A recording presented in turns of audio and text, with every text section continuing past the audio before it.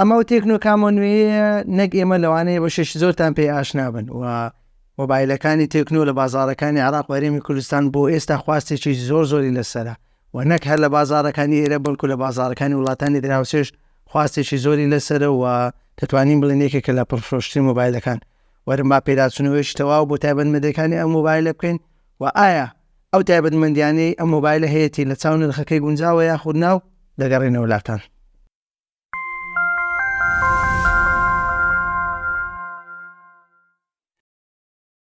سلاوی خوای گەورەتان لەبێ، من مەسوول وڵاسم لە تێک پلەسەوە. خۆم بە خۆشحاڵ دەزانم پشتیوان بە خودای گەورە دواتر پشتیوان بە ئێوەی خۆشەویست لە ڤیدیۆیشتر لەگەڵتانین. لە ڤیدیۆ ئەمڕۆماندا باز لە نوێترین مۆبایلی کۆمپانیای تێکنۆ دەکەین لە زنجیرەی کامۆن کاویش کامۆن 20 پرۆی 4G. وەرم با پێداچوونەوەیش تەواو بە گشت تایبەتمەندەکانی مۆبایلە بکەین. ئایا تایبەتمەندەکانی لە چاو نرخەکەی شایانی کردنە یاخود ناو تا کۆتای ڤیدیۆکە لەگەڵمان بە و پێش ئەوەی بچینە بازکردنی گشت تایبەتمەندەکانی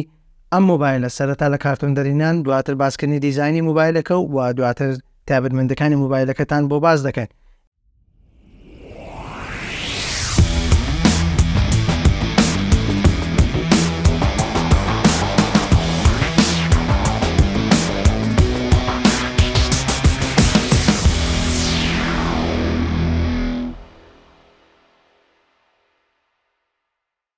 ئێستا ئەگەر بینە سەر باسکردنی دیزاینی مۆبایلەکە لە لاکانەوە دەتوانین بڵێن تا ڕادەیەک شێوە تەختەی مۆبایلەکەمان و لە بەشی پشتەوەشدا ئەوەی لە بەردەستی ئێمەیە ڕەنگە ڕەشەکەیە کە دەتوانین بڵێن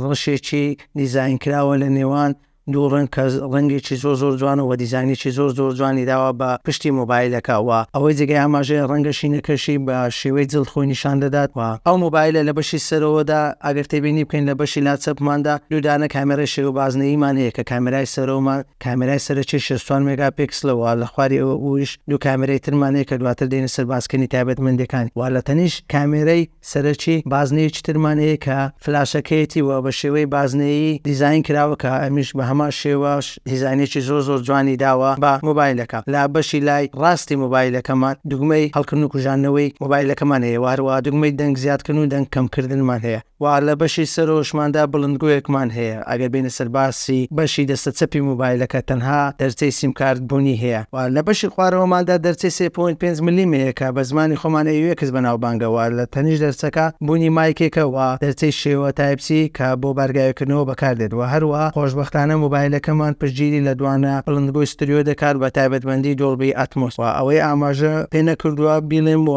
پێویست ئاماژەی پێ بکەم ئەوەیە کە پەنجەمۆری مۆبایلەکەمان لە ژێر ڕوونما جێگیر کراوە و لە ڕووی ئەستوری شۆ مۆبایلەکەمان ئەستوریەکی زۆری نییە، تەنها 7.82 میلیمەترەوە. لە ڕووی چێشی شۆ مۆبایلەکەمان چێشی نەزانراوە و چێژ ئاماژەی پێ نەکراوە، بەڵام دەتوانین بڵێن چێشێکی تا ڕادەیەک سوچی هەیە و بێزارت ناکات لە کاتی بەکارهێنان. ئێستا کاتی گشت تایبەتمەندی سەرچەکانی مۆبایلەکەیەوە. ئێستا ئەگەر لە ڕوونمای مۆبایلەکە دەست پێکەین، ڕوونمای مۆبایلەکەمان لە جۆری ئەمۆلیدا بە قەبارە 6.67 ئینچ بەڕوونی فول HD+ و بەرزی چڵی پیکسلی 395 ppi کە تێکرای نوێبوونەوەی ڕوونماکەمان 120 هرتزەوە، تێکرای وەڵامدانەوەی سەری پەنجەی ڕوونماکەشمان 240 هرتزە. خۆشبەختانە ڕوونماکەمان ڕۆژپۆش کراوە بە چینێ گۆڕەلاگلاسی 95 و تێکرای ڕۆشنایی ڕوونماکەمان لە کاتی بەکارهێنان لەبەر ڕۆژ دەگاتە 800 نیتس. مۆبایلەکەمان توانیوێتی بڕوانامەی TUV ئەڵمانی بەدەست بێنێت کە پارێزگاری لە چاوەکانمان دەکات لە کاتی بەکارهێنان بۆ ئەو تیشکە زیان بەخشانەی کە لە ڕۆڵما دەردەچێتەوە. ئەمەش تایبەتمەندێکی گرنگە کە لە ڕۆڵمای مۆبایلێکی ئاوادا هەبێت و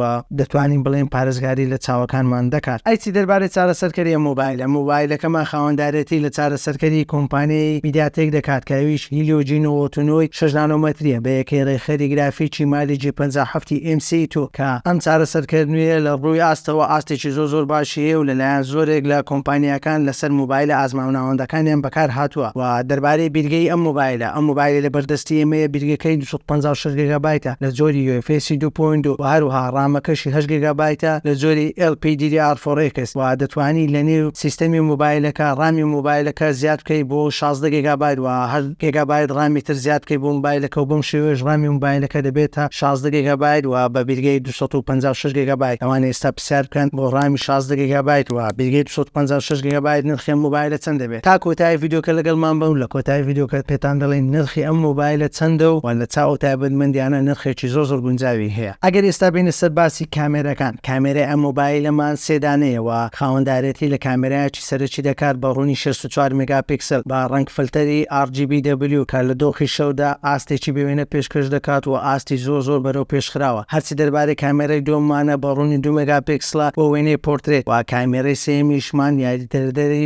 ڤیدیۆگرتەیە کە QVGA و هەروەها کامێرای مۆبایلەکەمان دەتوانێت ڤیدیۆگرتە تومار بکات بە ڕوونی 1080p و 30 فریم لە چرکەیەکدا. و ئەوەی پێویستە ئاماژەی پێکەم لە بەشی پشتەوەدا خاوەندارێتی لە 4 دانە فلاش دەکات کە ئەمە وا دەکات ڕووناچێکی زیاتر بۆ کاتانەی کە تاریکە بە مۆبایلەکە بەخشێت. هەرچی دەربارەی کامێرای سلفی مۆبایلەکەمانە، کامێرای سلفی مۆبایلەکەمان 32 مێگاپیکسلە کە 2 دانە فلاش لە خۆ دەگرێت بۆ ئەو کاتانەی کە زۆرترین ڕووناچیمان پێویستەوە توانایەکی باش دەدات بە کامێرا سلفیەکە بۆ ئەوەی وێنەی جوان و وێنەی کوالیتی بەرز بگرێت. هەرچی دەربارەی سیستەمی مۆبایلەکەمانە یاخود بڵێن ڕووکاری مۆبایلەکەمان پێک هاتووە لە ڕووکاری iOS تایبەت بە کۆمپانیای تێکنۆ کە پێشتر گلەیەکی زۆر لە ڕووکاری کۆمپانیای تێکنۆ دەکات، بەڵام بەم ساڵانی دواییدا کۆمپانیای تێکنۆ بە خۆشحاڵیەوە ئاستی ڕووکارەکەی زۆر بەرەو پێش بردەوە، تایبەتمەندی زۆر ناوازەی لە ڕووکارەکەی جێگیر کردووە کە ئاماژوای کردووە کە کەمترین کێشەوە کەمترین بڵێن لاجی هێبت لە کاتی بەکارهێنان بنسینە شکراوە لەسەر ئەندروید 13 و ئەوەی جێگیر خۆشحاڵی ئەم مۆبایلە تایبەتمەندێکی زۆر گرنگی تێدا بۆ ئەوانەی کە زۆر ئەپی واتساپ بەکاردێنن کە ئەویش لە ڕێگەی تایبەتمەندێکەوە کە لە ستنج مۆبایلەکە دەتوانێت چالاک بکەیت، دەتوانی تۆمارکردنی پەیوەندیەکان لە ئەپی واتساپ چالاک بکەیت و هەروە دەتوانی دەنگۆڕین چالاک بکەیت و هەروە کۆمەڵێک تایبەتمەندی تری تێدایە کە بەکاردێت بۆ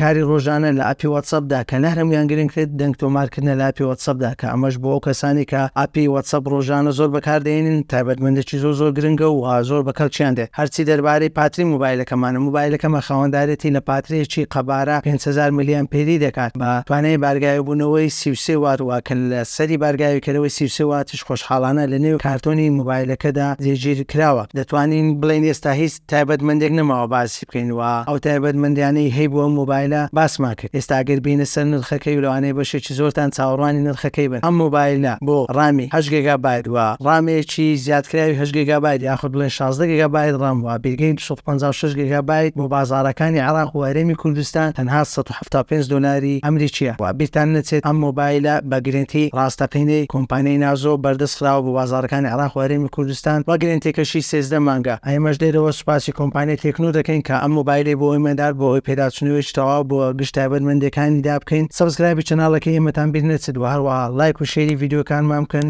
بۆ ئەوی زۆرترین کەس سوودی لێ ببینێت و زنگوڵەکەش چالاک بکەن بۆ ئەوی لە کاتی دانانی ڤیدیۆی نوێ ئاگادارمەوەی چەناڵەکەمان بێەوەی خۆشەویست بکات. تا ڤیدیۆی داهاتوو بەخواتان دەسپێرین و خواتان لەگەڵ.